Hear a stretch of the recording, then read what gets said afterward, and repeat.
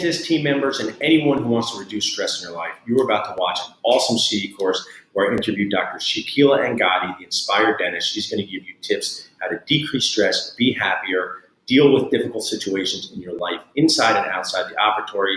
So watch, listen, enjoy, and be less stressed. Welcome to Decreasing Dentistry Stress with Dr. Shakila Angadi and Dr. Nacho. So excited to be doing this. It's also part of the CE course. So if you registered, listen in with us for an hour, and at the end there's going to be a code so you can get some CE credit, which will be complimentary, something that decreases stress, right, for dentists. Shakila, free Absolutely. stuff. Free stuff. So I'm thrilled to be here with you, and I want to start off by sharing that I bought something this weekend that I think, you know, they say a picture's worth 1,000 words. Okay. So can a creature or a stuffed animal show what dentist stress is like? And I bought this. I was shopping with my daughter at Barnes & Noble, and I bought this. So how many of us dentists feel this way? Inside our offices, outside our offices, online, and a lot of times we don't have safe spaces to share it. Right. I gave a course for years and still do called I'm a Dentist Now What? And one of the things that I would share, Shakila, is that being a dentist is like starring in a Broadway play every day that nobody wants to see. Mm-hmm. Mm-hmm. And that creates stress. So to set us up here, as we introduce you guys, we'll say it's Decreasing Dentistry Stress with Dr. Nacho and Dr. Shakila Angadi. We're going to talk about how dentists can decrease stress and improve their dentisting happiness. How to understand our objectives that Shakila is going to help us with. How to understand your expectations versus others. Perfectionism is the killer of happiness. How to maintain a healthy mindset when things get rough, and building resiliency and grit is the best way to not let life take over. So we have enough to talk about for hours, so this will be our first segment. But Shakila, tell everyone a little bit about yourself. Absolutely. So I'm a dentist by trade, and I fell into what I'm doing now, which is emotional intelligence coaching for healthcare providers, mainly dentists, but you'd be surprised at how many of our healthcare practitioners have the same or similar struggles that we do in our field. And I fell into it being a burnt out dentist myself. There is no other way of falling into the depths and despair of what stress is than feeling it yourself. And for me, 6 years ago, it was new momming, new business ownership, new dentisting. I mean, it was everything. I've been in dentistry for 11 years, but nothing really prepares you for owning the business and juggling life when it comes at you hard. And that's where I found myself. And it started to become the beginning of what was an incredible journey, right? So you can either do something about it when life hands you a tough set of cards, or you can kind of sit there. And my reaction was, I'm kind of tired of feeling like crap. Can I say that? I can say that. Okay. You know, when you're tired of feeling like— PG show here in Dental Nachos, but crap's okay, yes. Crap's okay, there we go. So when you're tired of feeling like crap, you make a decision. You say, hey, I'm going to accept that my life is crap, or I'm going to do something about it. And it's that second option that really changed my life. And that's what I did. I started throwing money at the problem. So consulting, making sure that my numbers were right, all of that stuff. But really what it came down to was the problem, the financial problems were getting better, right? Running a new office. But the problem was actually me. And that is a tough dose of vulnerability pie. And we will definitely get to talking about that, because it is a hard thing as humans to accept, never mind our sector of humanity, which is dentistry. And so when it took a good look at myself to go, what am I doing? That's when I started on this journey of, how do I understand what I feel? How do I use that more effectively? How do I then use it to answer problems that I was stuck with? How do I use it to create balance and happiness in my life? And we can actually practice happier. I think sometimes we kind of forget that because we get very used to practicing and happy. And that's what led me to what I do today. So I work with dentists, I worked with optometrists, a few people in medicine, and I'm also currently speaking and working on a book. So lots of projects going on, because ultimately as healthcare providers, we're really good at taking care of our patients, not so good at taking care of and that's critical, because one of my themes here is, you know, the stuff they don't teach you in dental school. And really, This is rarely brought up in dental school.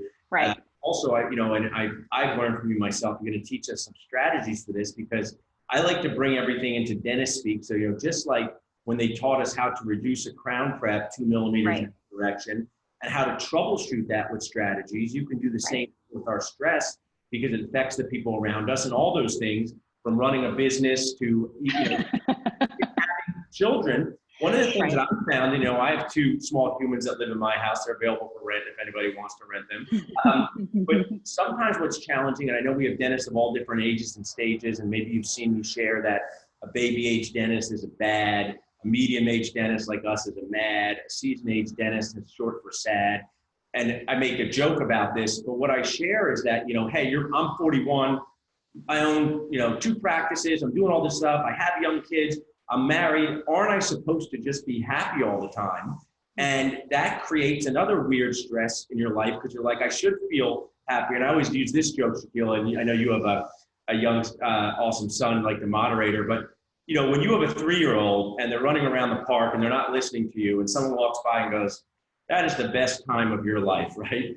And I say, how old are your kids? They say 40, right? So I think sometimes that it's just okay to embrace our reality and find ways to strategize to be a little bit happier each day. So you're going to share that with us. So to dig into one of our first points here, because you've kindly put together for us, of course, how to understand your expectations versus others. What's something like that you share with us a little bit about that?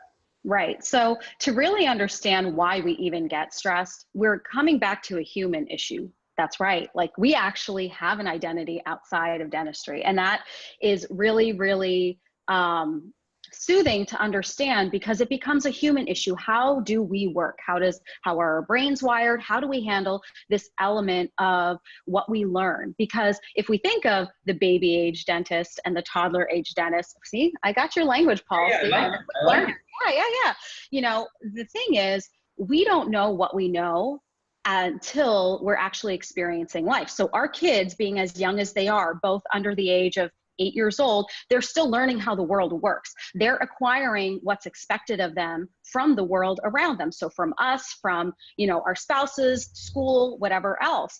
Ultimately, what happens is they take on what they believe into the rest of their life. And so do we. That's how we acquired our expectations. So this didn't happen in a day. It didn't just happen in dental school. It happened over a lifetime before we entered dental school. And then dental school happens, and we are now drilled into the idea that everything, every time needs to be perfect. And that makes us amazing clinicians. I mean, amazing clinicians. We do need to be that diligent, right? We do need to aspire to have perfection in our clinical skill.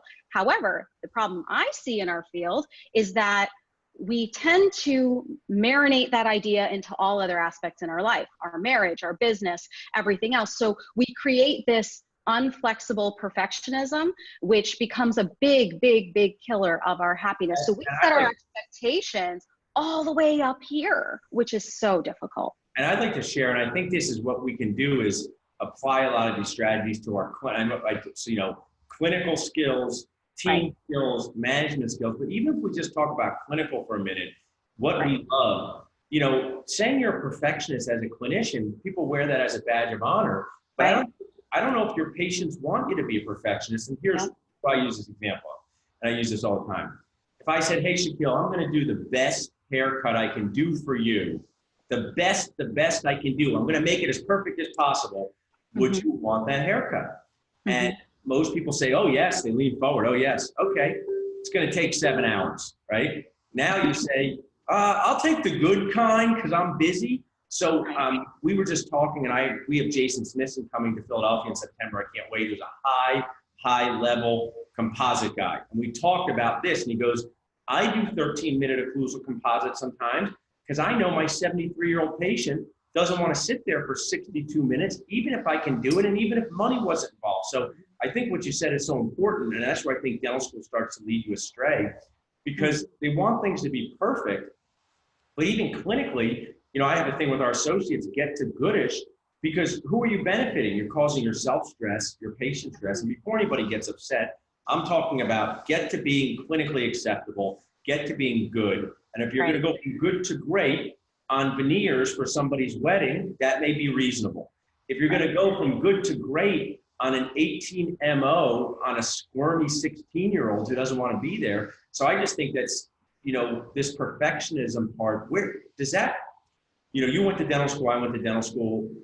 Where do you think this comes in, from the unreasonable nature of the instructors there, or just sort of? I think we're already handpicked by choosing dentistry. I'll be honest. I mean, most of us are type A. We're very particular about other aspects of our life. And then, yes, I think that dental school does a great job teaching us rudimentary skills, right? It doesn't do a great job teaching us what life skills are, which is we're going to fail. We're going to make someone angry. We're going to disappoint ourselves, and we're not always going to be perfect. But what we seem to think is that there's no room for error, when every error or mistake that we make is a learning opportunity to actually improve ourselves. And that's how we get better. I think the best leaders really understand that and really shift their mind into, instead of what did I do wrong, it's what is this trying to teach me? What can I learn from this? I think when we look at our mistakes and we look at the things that haven't gone right, which lo and behold, most of our life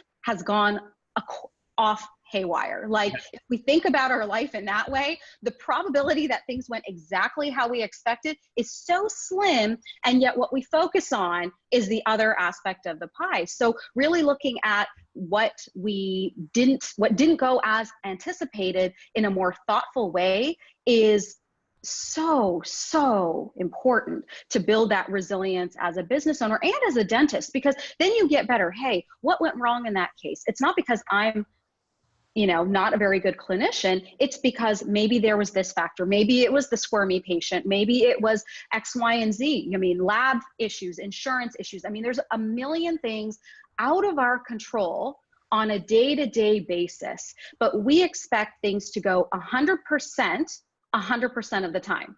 And it's unreasonable. A couple of things I want to dig into there with you on a few different levels is I did a poll for our seed course here. And one of the things that I asked was, are you the type of person I can have 10 things go great, but one patient says something or procedure goes wrong, and I go full Eeyore. Remember Eeyore from Winnie the Pooh? Right. Mm-hmm. And, one of the things I also can share, you're doing have so much to help us with, but I believe words are just so important, how you say things. So instead of saying what went wrong, I always say with my associate or myself, what went off script, right? You go to put a crown in, it drops on the floor. Patient's like, did we need that? And you slowly, put it in Peridex, imagine he makes it better. But we're doing full contact arts and crafts on people. They're there with us. And I think it's also just, the body language we use in front of our patients is so important, because I think when we fly, we're always, no matter how, I'm a pretty good flyer, right? I don't get very nervous or anything, but even me, it's a crazy human experience, right? To fly. So I think your brain's always like, oh, what's that? What went wrong? What's happening? And imagine if the pilot or the flight attendant freaked you out all the time. And it's just our job as dentisting people who's doing this all the time to manage these off-script moments, even clinically. So even though I know when people are thinking about what we're going to talk about, they're thinking about their personal life or their management life, but I think it's important to lay a foundation of how do you deal with things that go off script in your clinical dental life. Right. And being too hard on yourself doesn't help anyone, it doesn't help patients. I think the thing that helped me when I was trying to figure out and go early in this journey of self-awareness and figuring out how we work is really coming down to the science. Like, our brain is wired for survival. That is what it does. So when we are stressed, we are on an automatic trajectory of things. We're not doing it consciously. It is an automatic thing. And we've gotten very good at that. And the problem with that is our brain has neuroplasticity. It remembers things. So the more we feed it everything that went wrong, the more we think everything went wrong. And it's interesting because we spend a lot of time on our physical appearance, right? Going to the gym, eating better. Well, unless you're eating nachos, like we spend a lot of time on that. Whereas the way our brain works, it is an organ meant for survival. So stress is a survival response, and it translates into how we deal with things in the operatory, because when we get stressed over that dropped crown, I mean, it could be worse. You could have rolled over it. She could have swallowed it. I mean, there are many other things. And I definitely want to give a tool on what to do in those, oh, crud, what do I do moments that can actually help you in the op, because I'm all about things that you can use like right away. But really what it comes down to is that's how we're wired. And when we start thinking, is this actually helping me right now?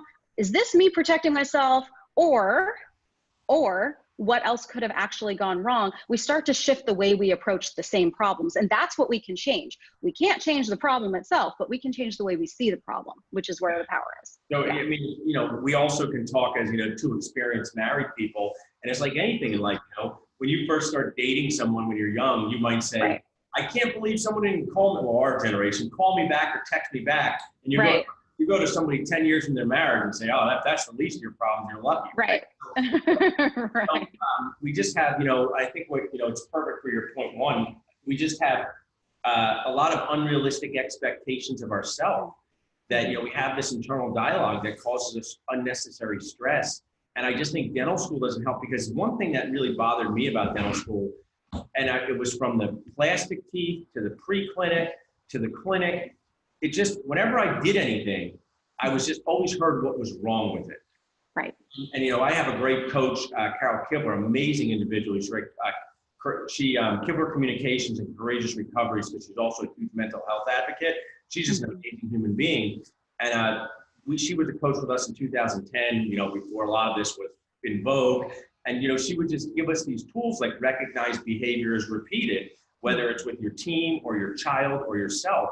And I just wish dental school instructors could go through that, because they're dealing with these fragile people who are in a stressful environment, and they're kind of saying, only pointing out what goes wrong. And, the good Tony Robbins quote is, think about what could go right first. I think Dennis know that. So before we wrap up on that segment there, give us that tool for in the operatory, because I'm interested in hearing it. Yeah, absolutely. So realistic optimism, it's like literally 2 seconds of asking yourself a question. What is the best case scenario? What's the worst case scenario? And guess what? What's probably going to happen is right in between. So I think when we imagine what's the best case scenario, crown goes in, don't have to, adjust contacts, adjust occlusion, done.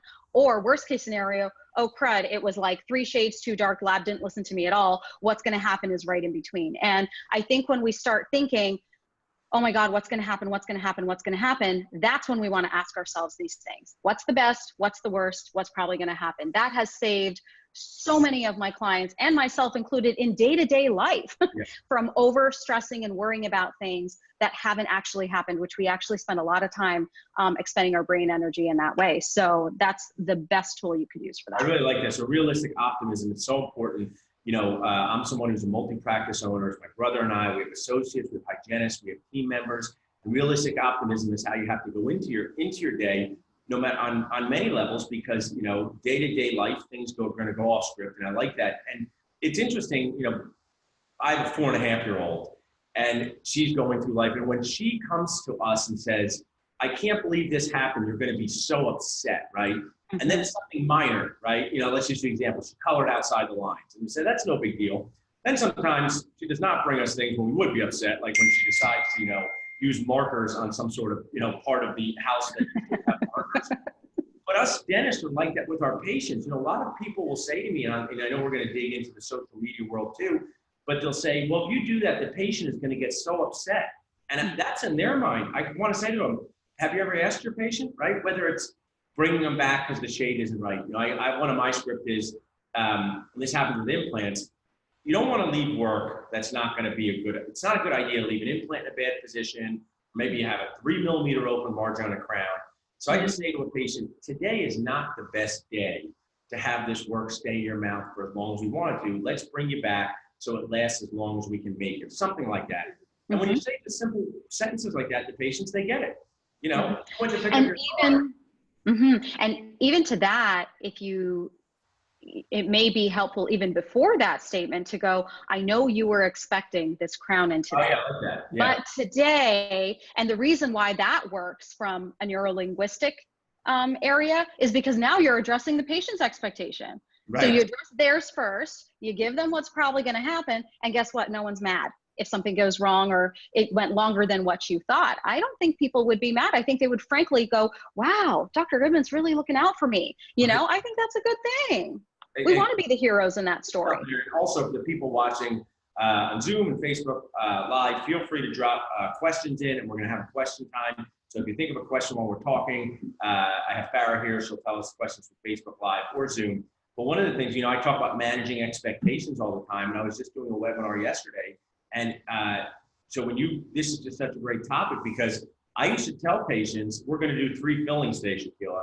And I never tell people that now, because I've set expectations for 3. And if I don't hit 3, you're disappointed. Right. So I would say, we're going to start with this filling on the lower right, and we're going to see how it goes. And let's see how we both feel. And now I have control of the expectations. So that's just an important point to this. I like that. Let's move to your second point.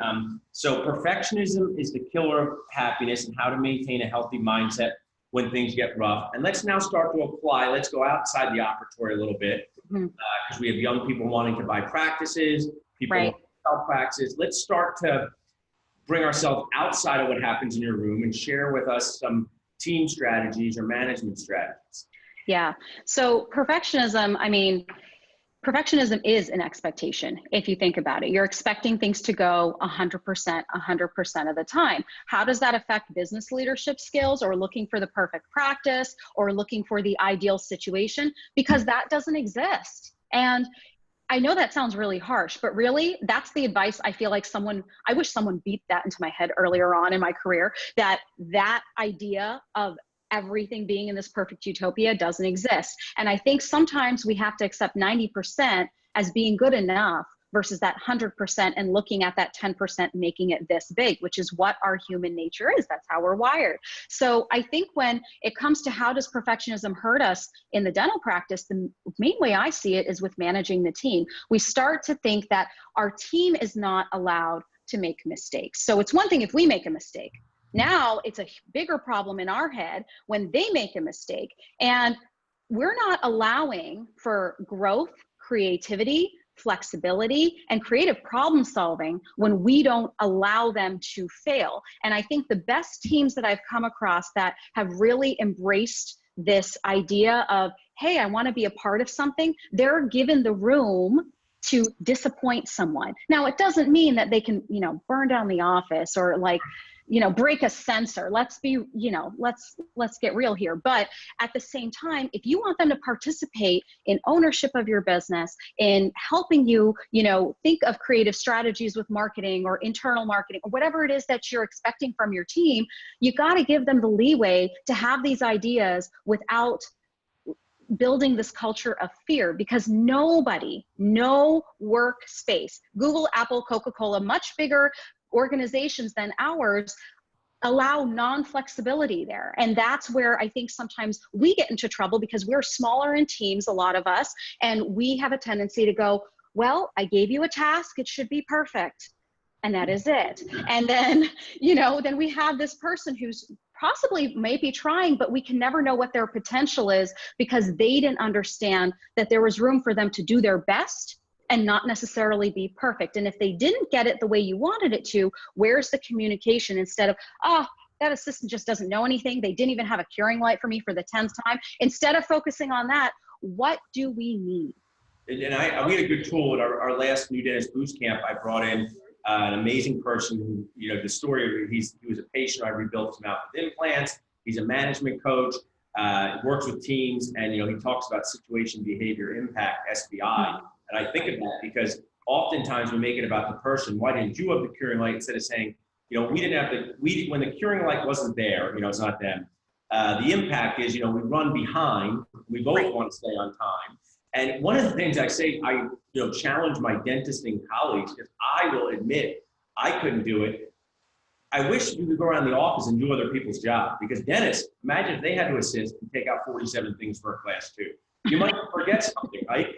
Or, how about, why didn't Shakila pay for her, dentists are having this conversation right now over lunch. Why didn't Shakila pay for her implant when she came in? We talked about her paying. But in the moment, creative problem solving, you might have gone up and said, as a loyal patient of our office, hey, you know what? I know I was supposed to bring my credit card for this. I'm just having a tough day. I totally understand if you don't want to place the implant, but I'm going to come back tomorrow with my credit card. And I don't want my team to get me for that. I want them to make that decision and I'll live with it, right? If they have you do the implant and you never pay, that's on us. But I'd like them to make those decisions in the moment. One of the things we have is make the best decision in the moment with the information you have on hand. I mean, I throw all these curveballs, Shakila, that cause dentist stress. It's like, would you ever cement a crown with an open contact? So dentists want to say no, but then I say, okay, it's on your patient who only comes once a year and is a business executive and is flying to France. So now, are you going to leave your temporary on? Or are you going to cement your long-term crown and tell him to floss? Both are admittedly non-ideal scenarios. Right. But what's the best decision in the moment? And when you know that this guy's going to go to France and maybe not come back for 7 months, it might make the best decision might be to cement it. And that just blows the mind of people who were taught in dental school, because they want a system where they just say no. And this, I love how I've been jotting down some notes for myself from your talk. And creative problem solving for our team is so important. Because I think that dentists have very unrealistic expectations as to what their team can do. So how about if I said, you know what, Shakila, I want to take baby Nacho steps to making it better, okay? I've been a dental practice owner for a decade, and we have the same problems over and over, forgotten curing light, people not paying, all this stuff. So what's a baby Nacho step or Shakila step that you could take, whether it's a team meeting or work with your team? What would you say? Well, I think it's a shift in perspective, right? It's what's going to happen if I react to the failure versus figure out what I can still do, what's in and out of my control, right? I think that ultimately is where that deciding factor becomes more thoughtful. And the 5-second rule is great. If you haven't read the Mel Robbins 5-second rule, here's the cliff notes. You count backwards for 5. I add a deep breath because we can all use a little more oxygen when we're in the moment of, no one's listening to me, nothing is going right.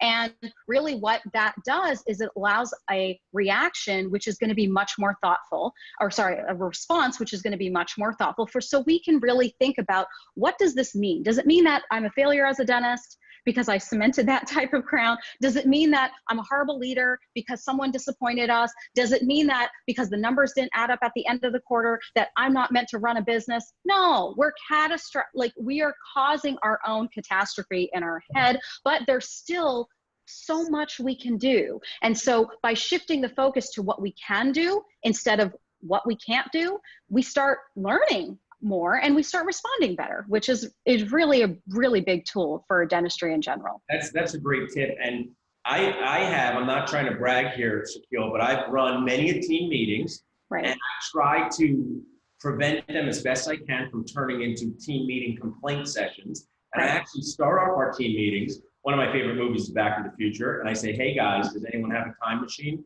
No, they do not. So we can't go back in time and fix when we forgot the crown or didn't get the payment, but let's just, since we're in this together, take steps to make things better. But running team meetings, that's an emotionally charged environment, even if you just do like, an hour team meeting at lunch. I know you coach dentists. If I said to you, hey Shakila, I'm gonna have a team meeting and I have 14 things that I wanna deal with, and I'm gonna share with my team all the things that they're doing wrong, put me more on the right path to be more centered, or something you would say when you go into that team meeting, because it's not easy to have 10 people looking at you, and sometimes they turn into complaint sessions against each other. I'm sure you've seen that. We've had people cry over paper towels, not a lie. So, this person always takes the last roll of paper towels. They got up and they did that. So it's tough and this is, I think we're getting into something that owners are probably sitting forward and saying, that's how I feel. And it's not good to ignore it though. Some people just sweep under the rug and say, I'll never do it. So tell us how you deal with this with your clients, or even when we're practicing. Right. So it's about the energy you bring, right? It's about the energy in the sense that you don't want to ignore it. You're right. You don't want to avoid talking about the issues altogether, but you also don't want to be a gloom and doom thing, because I know we talked about this before. One positive person can change a room of negative people, and one negative person can change a room full of positive people. And what it ends up being is a initiation of energy. And we're humans, right? If we go back to, hey, we're humans, how do we work?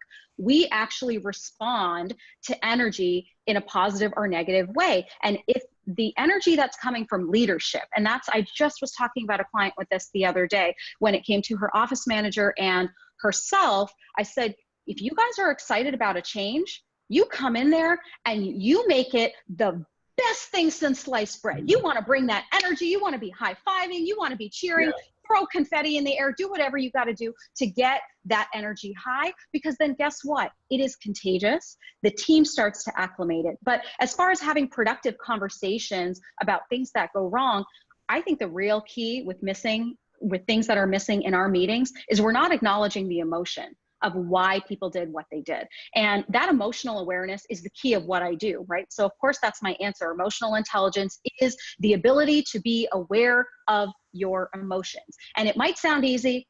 It takes a little bit of practice. You can't increase your IQ. You can increase your emotional awareness. And what I mean by this is, so say if you have somebody that, you know what, they really, they made the mistake for the third or fourth time.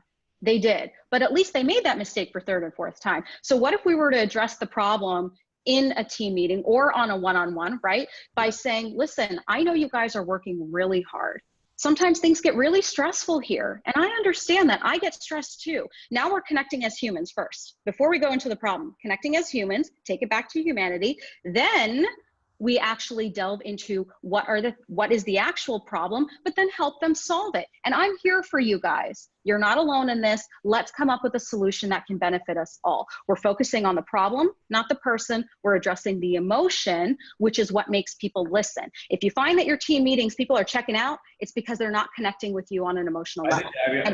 I'm getting so many great notes myself, but focusing on the problem and not the person. I love little catchphrases like this, recognize behavior repeated by Carol, focus on the problem, not the person. And I think, what I'd like to share with the people watching, maybe they'll be watching this 20 years from now, Shakila, and this will seem like old technologies.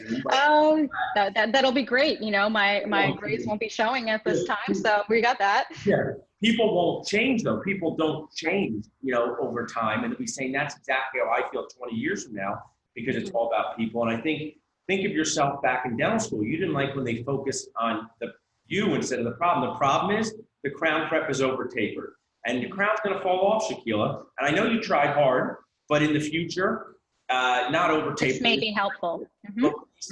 Over tapered. You do this, and it's just that's why I feel those environments are unintentionally toxic. Sometimes I think I've been involved in dental schools for years, but sometimes I just think I use this example that intention doesn't affect outcome, right? If I'm teaching and I walk around the table and I accidentally step on Farrah's foot, I say, oh, sorry, Farrah. And she says, okay, I get it, but my foot still hurts, right? Or if I'm a disturbed person and I walk around and I want to step on her foot because I have a problem, her foot's still stepped on, right? Mm-hmm. So in dental school, I think if you said to an instructor, you're being toxic, which I wouldn't say those words, they say, I'm not, I'm just teaching the best I know how. Right.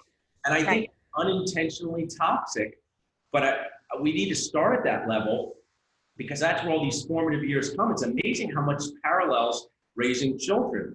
0 to 4 years, huge part of their life, 0 to 4 years of your dental experience. And we're gonna, we went from inside the operatory, got our Shakila tips, started to do our management stuff with team. Talk to me a little bit about leadership and owning practices, and not necessarily getting your assistants to do the curing light right. Maybe, I don't call those small picture things, but I call them routine daily stuff. Let's say somebody's sitting there watching saying, you know what, I'd like to own another practice, but I don't know if that's good for my stress level. I think it might be good for my financial level. I see this a lot. People want to buy another practice, and I say, you might think you'll make more money. That's to be debatable. But even if you do make more money, it may not be worth the stress that you go through. So share with us a little bit of your thoughts on that. Absolutely. So I think oftentimes when we are going to the next level or the next thing or adding more, even though we know that it is actually stressful for us, it again comes back to the very first thing we talked about, is this set of expectations. But then we got to ask ourselves, why? Why is that so important, right? What is our why? What is our foundation for doing that? And how is that going to add to our life? Do we even know what we want? I bet you if I had to be a betting girl, which I'm not, thank goodness, because I'm not very good at Vegas, but if I was a betting girl, I would venture to think that more than half of us in the dental world actually haven't identified what is important to us outside of our career, and then to bring it into our career. And what I mean by that is when I tell clients, make a list of non-negotiables. What's the most important to you in life? Take off your dentist hat, take off all the titles that you acquired that make you great on paper. Take all that off and think, what are 10 things that make you happy? When are you happiest? What makes you happy? Who makes you happy? Just write them down. That's actually harder to do. And I tell them to circle their top 3 things. So here's an action step for anybody who's listening here, right? Should I buy another practice? What does this have to do with dentistry? I will get to that. Because if you circle your top 3, if those are your non-negotiables, how does this decision affect those things that make you happy? That thoughtfulness to understand, listen, if you want more time with your family, don't do the destination happiness, buy another practice to make more money temporarily, see your family less, all to spend more time with them 10 years later. There's no guarantee you might be living 10 years later, just to put that into reality, right? Get into a car accident that morning. I mean, not to get dire, but point being is we have a tendency to think we have all this time and we put all the work up front, then we'll work a lot less later. But if you can't figure out how to be happy now, you're not going to figure out how to be happy later. And ask me why I know. I have met way too many successfully unhappy, that's my term, successfully unhappy dentists, medical practitioners, healthcare practitioners that really lost sight of what was important to them in life, because the career should augment those things, not take away from it. And if it's taking away from it, there's something in that non-negotiable list that's off balance. And that is just such a great thing to share. And I'll just, contribute in that dentists like to talk about doing a full mouth rehabilitation, rebuilding somebody's mouth, taking them from bad teeth to great teeth, right? I've involved that. And at Penn, they had a catchphrase, maybe other schools, begin with the end in mind for dentistry, right? What do you want the teeth to look like? How do you want the occlusion to be? And probably now dentists are enjoying this talk. I'm using their speak. Hey, everybody, mesial distal emergence profile. You're gonna fit. So we do that in our dentistry, right? Right. Prosthodontist or high-level general dentist, we're going to do veneers and aesthetic crown lengthening. And they love talking about that for their patient. But like what you just shared is what you should do for your own life. You're 35 years old. And I see on these groups and on Facebook groups, which we'll get to towards the end, have our double-edged sword. There's some great stuff and some not so great stuff. But one of the greatest parts is that at least people are talking about this stuff. Right. So I have these situations, I'm sure we've all had them, where you've been in an argument, maybe it's your spouse, and you're not talking for a period of time. Maybe it could just be half a day. Mm-hmm. I always say this, when you're not talking, it's always worse than when you're talking, right? It might feel worse when you're talking and maybe getting out your complaints, but not talking is a non-starter. So I think in our dental community, what I love about Facebook group, podcasts, all these different things, is at least we're talking about these things, right? Mm-hmm. I mean, we had an amazing episode on the Dental Amigos with Frank King, talked about depression and suicide of people and dentists and high-level people. And it's just, for me, it's awesome. My dad's generation never would have heard that stuff, right? But when we're talking about these things, sometimes we have this keeping up with the Joneses, and you don't even know how happy the Joneses are, because I'm friendly with Mark Costas, and he has been on our podcast a few times.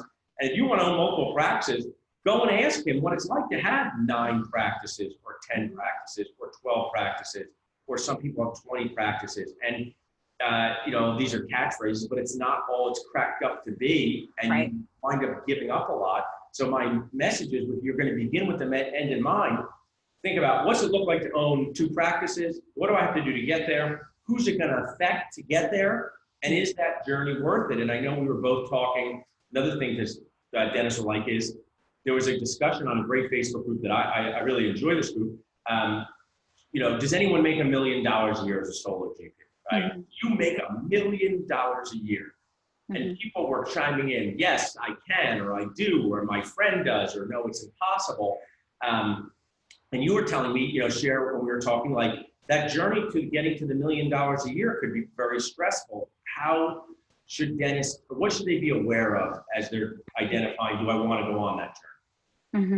I think they have to keep in mind that if they don't have the balance of what fills their happiness cup, that fills their energy with the things that really cannot be replicated, the people that cannot be replicated, like for instance, let's go back, we're parents, right? So time with our families is important to us. We want to not miss those things that we only get one chance at, right? And, or two sometimes, you know, and ultimately what it comes down to is it's great to have that number, but what are we trying to achieve? Whose expectation are we trying to achieve? And why is that so important? I have met people with next to nothing that are so brilliantly happy. I have met people who literally have a $5 million dental business, if you want to call it that, because they have multiple practices, that come to me and go, I'm miserable. So Right. at the end of the day, it's what do you want your life to look like? More importantly, what do you want it to feel like? Do you want to be constantly ridden with stress-induced diseases,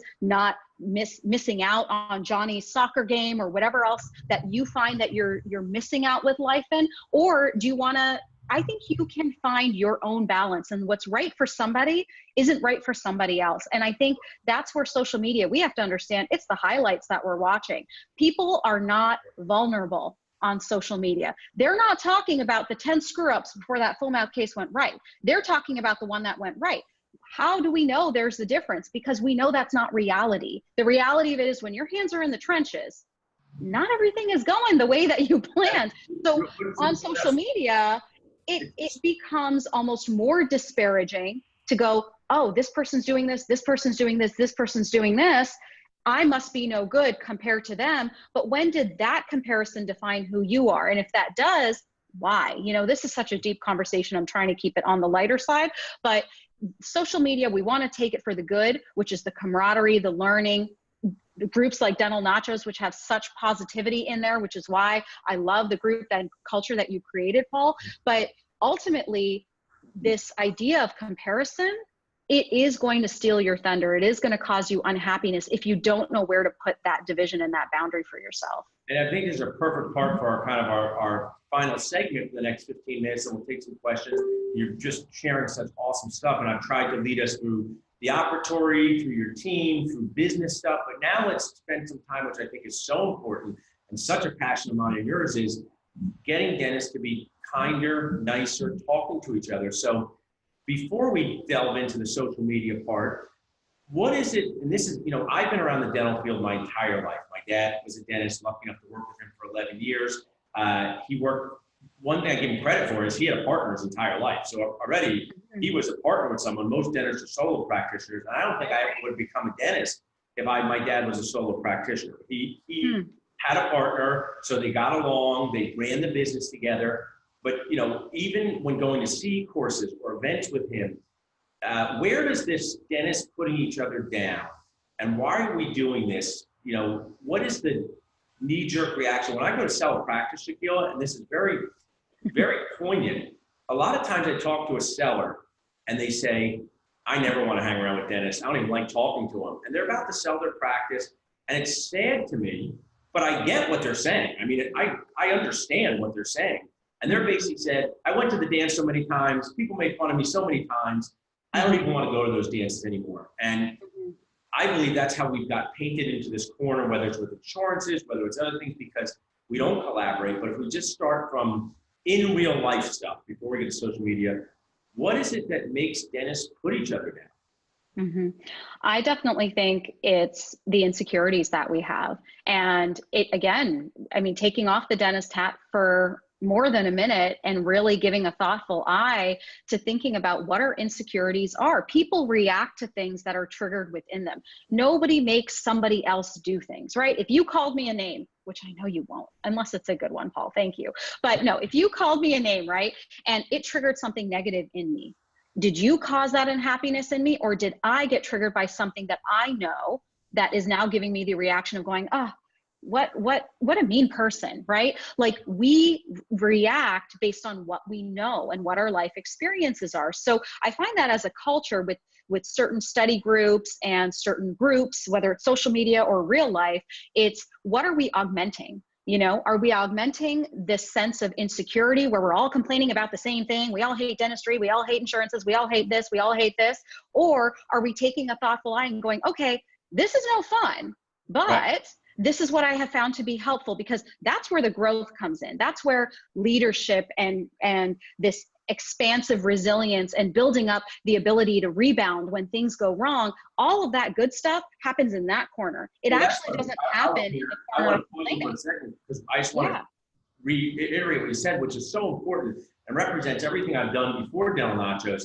right. I talk about dental realism. You use that term, Realistic realistic optimism. which I love, because if I say to somebody, being a dentist is a great job, it's very fulfilling, and you're going to be happy, I believe I'm being overly positive and unrealistic. If I say being a dentist is a terrible job, there's too many insurances and patients always complain, it's that way. But I believe that we need to do exactly what you said.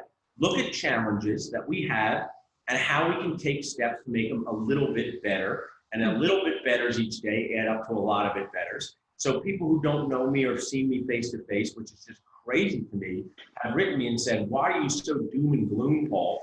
And even one of our close friends, it was very funny if he's listening now, he actually said this to me, and he had that moment where I was like, you didn't have to say everything in your head. So they came up to me at a big meeting when all the Facebook groups were getting started, and I spoke, and I was speaking about transitions. It was humorous. It was Paul. It was me. And they walk up to me and they said, man, we really like you. And I go, oh, that's nice.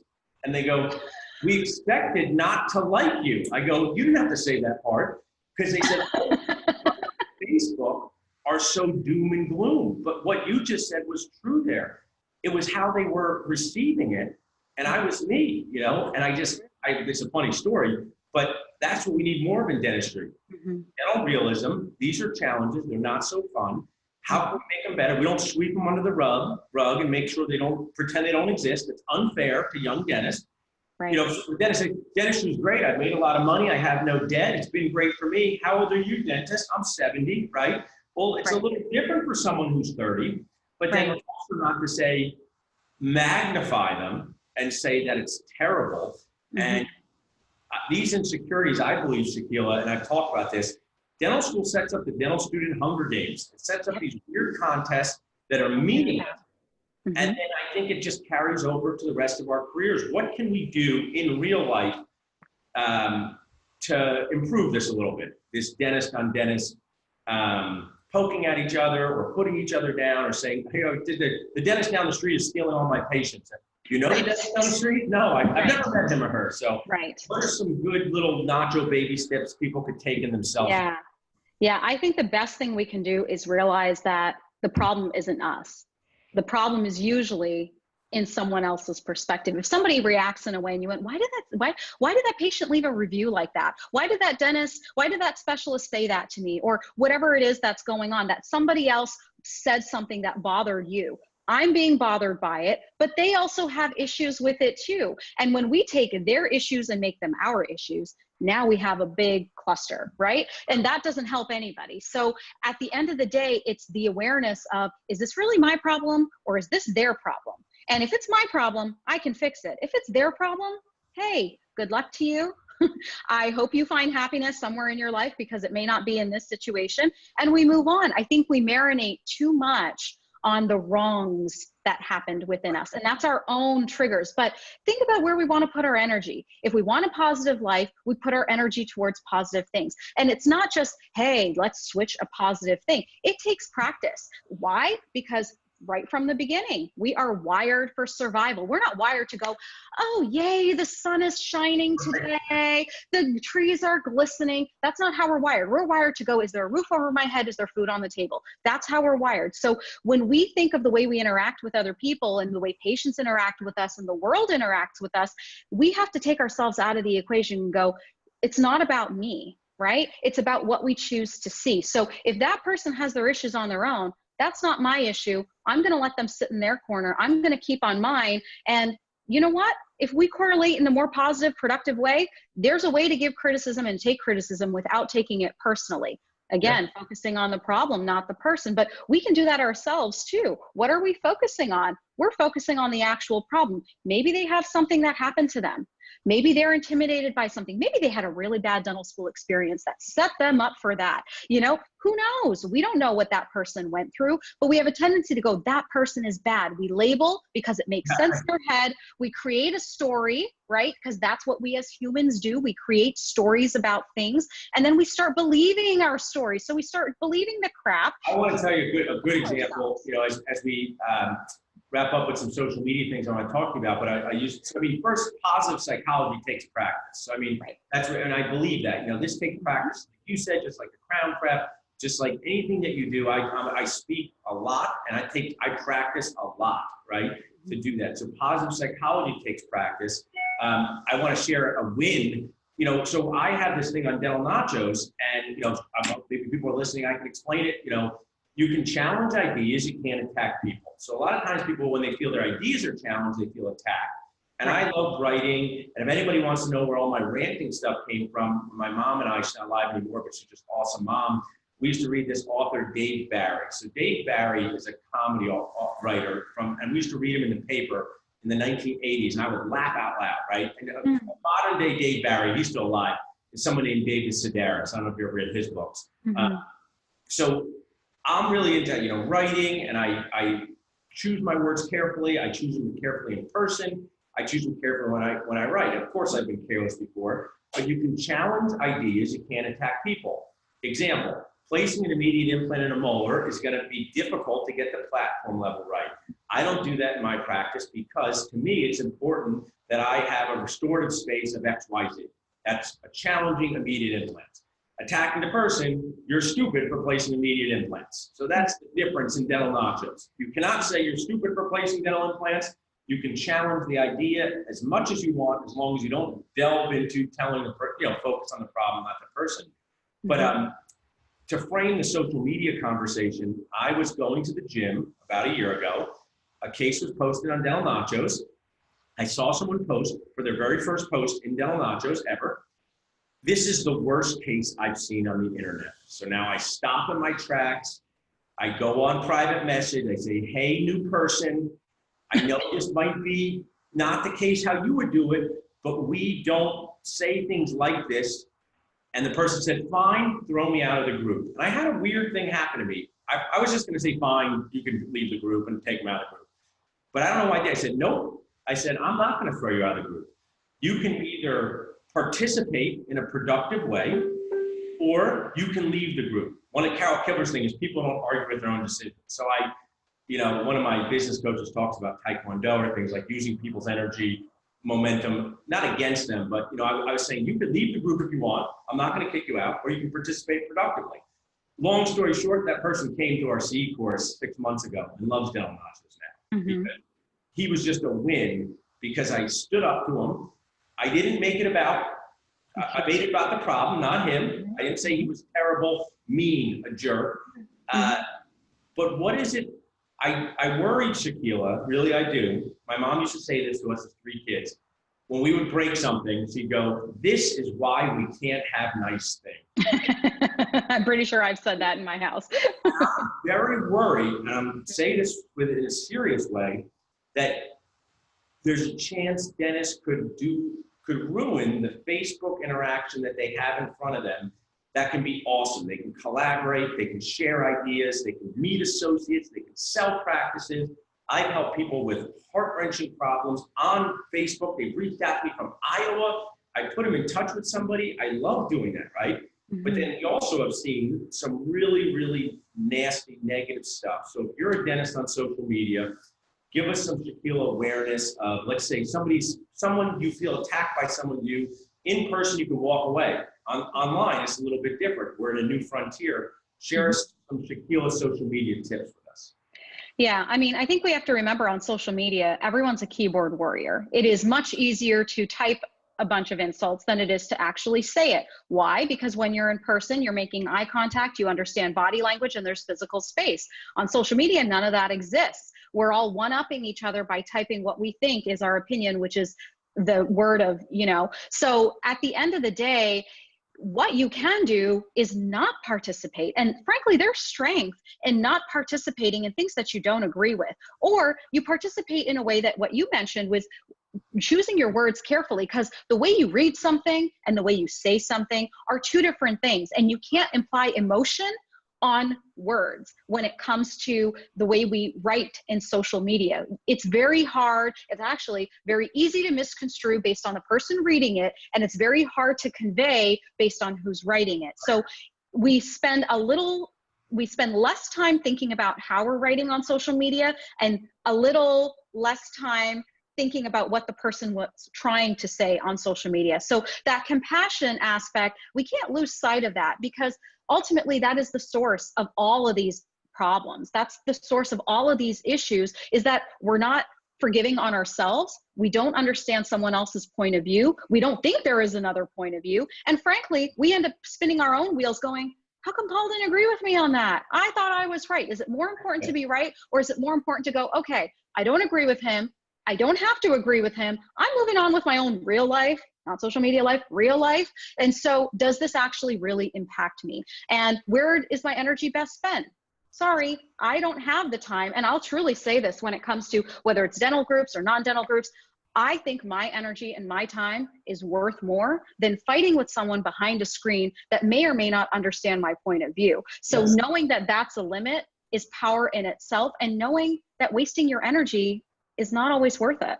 Yeah, I mean, I agree with you. And there's such great points. And, for the nachos community, I also share with people, there's some etiquette that people aren't aware of. Like if you're part of a group, it's a community. So sometimes contribute to other people's posts. Sometimes, compliment someone on something. There's a lot of pushback with people who want to promote in groups. I'm not against people promoting, but if you only promote your latest and greatest sinus lift kit and you never interact, it's just like at a party where the person only talks about themselves. Nobody wants to talk to them anymore. So I encourage people to interact, like, comment, and be part of that community, because magical things can happen to you. I was making a note. It's like, dentists can be very dramatic. People can be dramatic, but dentists can be extra dramatic because they're working by themselves, Game of Thronesy, king of their own castle. Hunger Games. Fine, I don't have to go on social media anymore. But I think that's just bad, because you wouldn't quit eating pizza just because it burned the roof of your mouth once. Right. And you might be missing out on so many. So some people have said to me, I'm going to leave Del Nachos. It's not for me. I say, if that's the best decision for you, I support it. I just want to make you aware, if you've only been for a month, that stick around a little bit. You could just watch and learn and read, and you don't want to miss out, because a lot of these conversations, who even uses the telephone anymore? I mean, email. I do a lot with email for different things. People aren't reading email. We're bringing these conversations to social media, and there's so much good about it. I just want us to not ruin it. I appreciate you sharing that. We have a couple of minutes before we take some questions, Shakila. Anything else you wanted to share that I didn't get to, or from your topics? What you just shared was awesome. Just some reviews of things I'm going to take with me are realistic optimism, creative problem solving. Oh, I had a question. The 5-Second Rule is a great book. I listened to that with my brother. Really great book. Emotional awareness and intelligence. So let's say somebody wants to learn, if you're going to work out, you got to start with little baby steps. What's a step to increasing your emotional intelligence or awareness, whether it's a book, a podcast, a course, anything you can point us to for that? Yeah, I think a great resource is, there's a podcast put on by the Greater Good Science by UC Berkeley. And they do a lot of research into happiness, why we're happy, why we're sad, how we're wired. So for all of the sciencey people in here, which is most of us, right? It'll really appeal to it because it makes it simple. It makes sense. Things like, how do we rewire our brain with a gratitude practice? How do we prime our mind before we go to bed so we're not anxious staying up all night? They have a lot of really good tools in there, but their Science of Happiness podcast is definitely an easy, free way to do things. 2 books I recommend to people just starting in this journey is Solve for Happy by Mo Gauda. He was actually, have you read that book? He was one of the Google X board guys, and brilliant book. It's a very easy book, but that really puts into a lot of logical and I think dental nacho sense into why we're unhappy and why we could be happier. Another great one is Emotional Grit by Neeta Bhushan, who's also a dentist, who talks about emotional leadership. Ultimately, anything that's going to get you to start thinking, why am I feeling the way that I'm feeling? And do I want to feel the way that I'm feeling? Those are really the two questions to get you started. Because if you're not living your life in your happiest sense today, you got to do something. You got to do something, or else you're going to stay the same. And status quo in this case is not always a good thing. I mean, I just say to my team, my own family, my Nachos team, to myself is a little bit better each day adds up to a lot better. So you might as well start now. I really appreciate it. We did do CE, so everyone out there waiting for their favorite $3.99 CE, listen up. This is the code 506 Nachos. 506 Nachos. Farrah will drop it into the comments. If you have any questions for Shakila and I, have a few here. We'll stay around for 5 minutes. What's it? Yeah, that's a question. Cool. So we'll say, before I get to the completes our CE, thanks for the CE portion. Don't leave yet. You get some bonus time. Shakila, first, how can people work with you? They want to reach out to you, ask you a question. You're coaching, you're speaking. I just want to get that out there. How can people reach out to you? Absolutely. So you can find me on Facebook. The Inspired Dentist is the brand. So you can find me on Facebook, Instagram. I do have a website, www.theinspireddentist.com. We kind of made it easy, right? And what I do right now with dentists one-on-one is really work on a customized coaching solution that helps accountability, huge when it comes to neuroplasticity and change and cognitive behavioral therapy. Now, let me take out the jargon. What does that mean? I help people actually work on rewiring their brain to think happier. And when you can do that from a human aspect, guess what? Relationships change, your leadership change, your dentisting changes, everything changes. So all of my clients that have gone through working with me are living in a much happier state now. They're making decisions that are truly their decisions, and they're dealing with stresses in a more thoughtful way that don't consume them. And so I love what I do. It is my passion to get, just like you, Paul, I think that's why we align, to get dentists thinking more optimistic, less survival, and more happier. So that way we're not working in this life so hard for nothing, right? And so find me on social, connect with me. I'm there where you find me. And I just think that, without coaches, you're not going to reach your potential in anything. Right. Coaches, I always say, I do a lot of buyer coaching. Should I buy this practice or not? And I say, you're paying me not to be invested in your life. You're paying me, and sometimes these are very reasonable dollars. But I'm saying, even if they sign up for one personal training buyer coaching session with me, where we just take a look, and I say, you're paying me I'm not your brother, I'm not your mother, I'm not your spouse, who is invested in you, and I don't want to disappoint you, because I've had so many great coaches, Carol Kibble, who I mentioned, Aldana, Terry Brock, people who look from outside of you, and if dentists, why do I need a coach? I'm so good. I mean, it's obviously a catchphrase, but the LeBron James, the Steph Currys, Tiger Woods, all have coaches because they come outside with a fresh perspective. Right. And my life has been. And they want to do it faster. That's the thing that I find, because you can go on an awareness journey yourself. You can go to UPW, Tony Robbins, done that. 6 seconds. You can do the seminars there, done that. I've had all of this experience along with my actual certification. Like, I'm a certified coach. I can administer an EQ test, one of the best in the market. So when we do our diagnosis, when I work with clients, I'm literally getting down to the nitty gritty of what is the actual problem, not the pain symptom. See, now you can tell I definitely have my history in dentistry, right? So, and that's what I do. And that's why results are so much faster, because someone who's been on the journey, hey, they can get there. It's not that they can't, but how fast do they want to get there? And what is their time worth? For me, I don't want to waste time figuring out something that someone already has, because I want to get to where I want to be, and I want to waste less energy on those things. So why not? Why not get there faster? And those are the people who usually seek me out. They're going, I want change. I want the shortcut. I want the way to do it, and do it right the first time. So that way I can live the rest of my life in a much better pattern than where I'm living now. And so I am doing a Facebook Live with Sunny from the Dental Investment Group on Wednesday night at 8:30. Farrah can drop it. Fun. But it's just like, everything's the same concept. We're going to talk about investing, dentist investing, finding the right people, interviewing him. But you're talking about investing yourself early so you can reap the benefits for a long time. Mark Dorio, a coach of mine, Carol Kiffler, Terry Brock, Aldana Andler, they've all done that for me. They don't make you perfect. Coaches don't have a magic wand, but what they do is give you tools so you can capitalize on your investment, enjoy your time more. And they you know, what's interesting is they dealt with many people like you, whatever coach, and they say, yep, I see what you're doing. You got a hitch in your golf swing, got a problem here and that. I just think that's awesome that you do that. Let's take a question. What's our question? I thought it was a question, but it was A nice compliment. Well, that's okay. We'll take that. What did they say? Robert Pitt said, he said, this is awesome. I'm off to a Nacho implant and sinus evaluation procedure that I will check out later. William B. Williams says, choices, always choices, great learning. Tim Chips, great stuff. I have a patient meeting me to dentist, and we'll talk to you later. So that's one of the things cool to you. I think is good. We'll leave this in Facebook Live is people can come back and see this Bob Pick, William B. Williams, and Tim Chips said nice things.